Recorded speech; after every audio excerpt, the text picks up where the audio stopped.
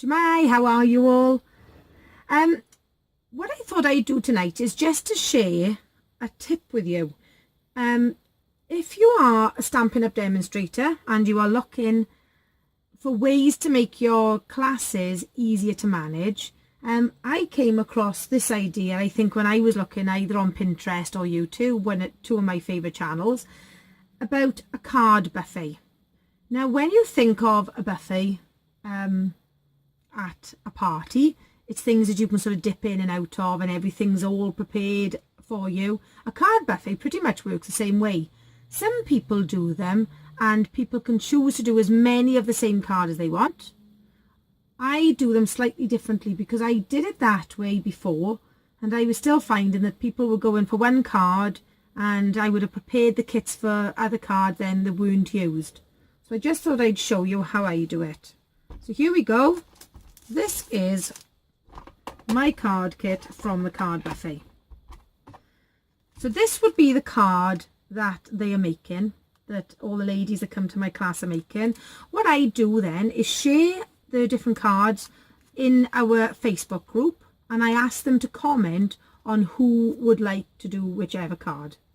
What I do then is write all the names down and make up the kits per card for the ladies. So that's the card. In that box then there are all the inks they need, stamping block, sequins, the stamp set, so they're using for this one pop-up petals and all that you are, so all that goes in the box. If there are framelets that match the stamp set, I often, if it's just one or two they're using, I often tape them to the side in there just so there's less chance of things getting lost then. As I've said before, I use quite often prepared card blanks. I've just noticed that's the wrong envelope in there. And so I would put in the number of cards and envelopes. I often put a list on the back of who's ordered this card. Then, oh, there's the punch then that they need as well. Then I have included the piece of paper and the matting piece that they need. There we go. I've cut that to size ready. My ladies, I'm going to whisper this to you, they're not very keen on cutting the pieces themselves.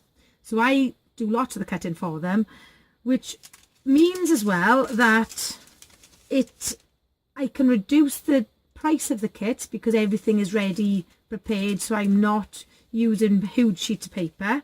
It does take me time to do it, but the ladies then find that they can do more cards in an evening as well. Our craft class is usually 3 hours. It should be tonight, but it's been cancelled due to the snow.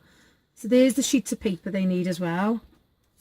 This will have a scoring board alongside it, and there are the scoring measurements. Then, because they are stamping and cutting their own flowers, I've just put some offcuts of Whisper White in there. Then I've cut the little black strip they need. I've cut the pieces of ribbon and I've punched the butterflies out for them as well. Since I've been making YouTube videos, I've made it even easier on myself because I've given them the link and said, please can they watch the video? And then I go through everything in there. If it's a complicated card, I write the instructions and include it in the little bag with the card. So that's that one. So then, say it's this card here. Exactly the same. I've actually given them an example of how the card folds up. And I've told them the scoring measurements. As you can see there, I put in the names of the ladies who were doing it. I've added the stamp set, and if I just show you, this is what I mean by including the framelets that they need in there.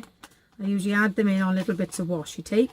Sometimes some of the framelit kits, I've got so many framelets that I don't want them to get mixed up either. So there we go, there's the stamps they need, there's the framelets that match, all in the one case together. The blocks, the pens that I used, and then once again is all, I've put little paper clips with it so it's all kept together.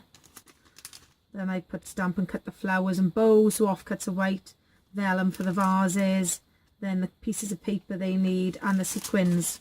So although a lot of the donkey work, I suppose, has been done, the ladies then are able to create more cards.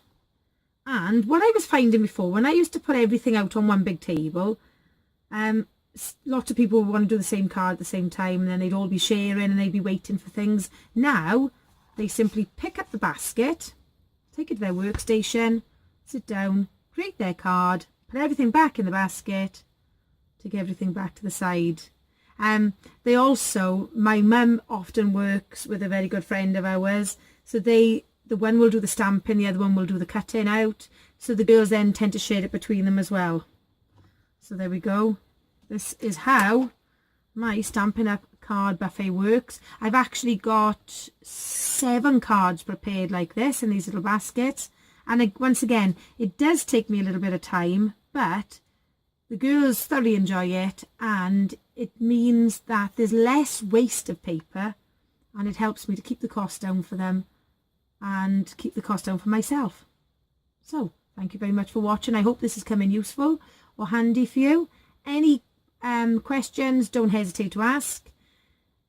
If you haven't subscribed yet but you'd like to, I'd be delighted if you hit the subscribe button below, hit the little bell, and then it'll notify you of any more of my future videos. Thank you so much for watching. Hi, take care.